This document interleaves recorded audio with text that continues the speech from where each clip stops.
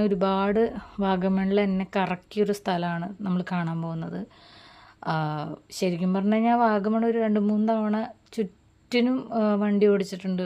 ഏതൊക്കെ ഗുദാമ് വഴിയൊക്കെ പോയിട്ടുണ്ടായിരുന്നു ഞങ്ങൾ ഈ ഒരു സ്ഥലം ഗൂഗിൾ മാപ്പ് നോക്കിയിട്ട്. അവസാനം ഞാൻ രണ്ടാമതൊരു ട്രിപ്പ് വരേണ്ടി വന്നു ഈ ഒരു സ്ഥലം കണ്ടുപിടിക്കാനായിട്ട്. അങ്ങനെ അവസാനം ഞാനത് കണ്ടുപിടിച്ചു ഗൈസ്. ഈ ഒരു ഏരിയ നമ്മൾ തപ്പി നടന്നപ്പോഴൊക്കെ നമ്മളിതിൻ്റെ ഫ്രണ്ടിൽ കൂടെയായിരുന്നു ഈ വണ്ടി ഓടിച്ച് മൊത്തം പോയിക്കൊണ്ടിരുന്നതാണ് കോമഡി. അപ്പോൾ അങ്ങനെ ഞങ്ങൾ ഈ ഒരു സംഭവം എല്ലാവരോടും അവിടുത്തെ ലോക്കൽസ് ആയിട്ടുള്ള ആൾക്കാരോടൊക്കെ ചോദിച്ച് മനസ്സിലാക്കിയിട്ട് അങ്ങനെയാണ് ഞങ്ങൾ കണ്ടുപിടിച്ചത്. ഗൂഗിൾ മാപ്പിന് ഇപ്രാവശ്യം നമ്പിയില്ല. അപ്പോൾ അവിടെ നമുക്ക് കയറാനായിട്ട് 20 രൂപയാണ് നമുക്ക് ചാർജ് മേടിച്ചിട്ടുള്ളത്, എൻട്രി ഫീസ് മാത്രം. പിന്നെ അവിടെ ബോട്ടിംഗ് ഉണ്ട്.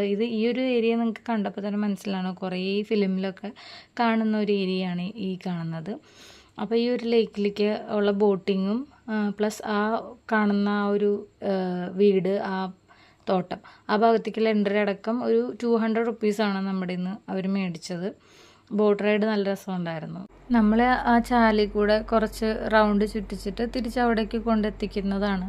നമ്മളെ ചുറ്റും കൊണ്ടുപോകും.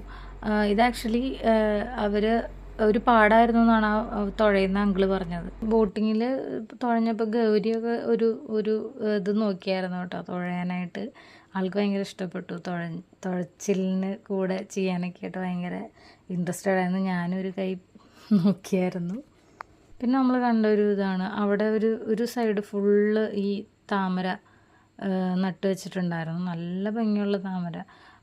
ഇത് ഞാൻ വിചാരിച്ചു ഈ താമരയ്ക്ക് അത്രയ്ക്ക് അങ്ങനെ വലിയ നല്ല സ്മെല്ലൊന്നും കാണില്ല എന്ന് വെച്ചാൽ നമുക്ക് ആ അപ്പൂപ്പന് ഒരെണ്ണം പൊട്ടിച്ചെന്നായിരുന്നു.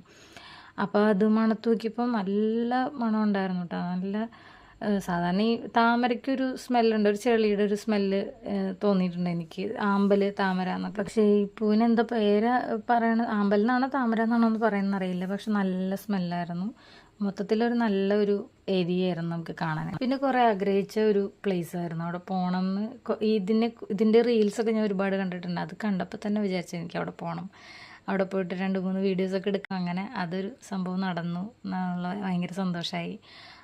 ഇങ്ങനൊരു ഇത് ശരിക്കും ഡ്രോണിൻ്റെ ഒക്കെ ഷൂട്ട് കാണുമ്പോൾ നല്ല രസമുണ്ടായിരുന്നു. പിന്നെ അവിടുത്തെ തേയിലത്തോട്ടത്തിലൊക്കെ കയറി നമ്മൾ ഫോട്ടോ ഒക്കെ എടുക്കാൻ മറന്നില്ല.